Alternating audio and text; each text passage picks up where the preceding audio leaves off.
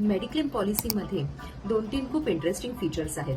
त्यामधलं एक फीचर असं की ज्याला ऑटोमॅटिक रिचार्ज बेनिफिट किंवा काही कंपन्यांमध्ये ऑटोमॅटिक रिस्टोरेशन बेनिफिट असं म्हणतात. समजा एखाद्या फॅमिलीने फ्लोटर पॉलिसी घेतलेली आहे, म्हणजे फॅमिलीतल्या 4 जणांची मिळून ती एक 10 लाखाची पॉलिसी आहे.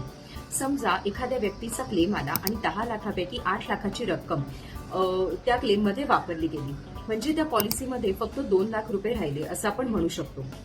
अशा केसेसमध्ये मेडिक्लेमची कंपनी काय करते की त्या पर्टिक्युलर एका फायनान्शियल इयरसाठी अजून एक 10 लाख रुपये हे तुम्हाला रिचार्ज म्हणून देते किंवा तुमच्या पॉलिसीमध्ये रिस्टोर करून देते.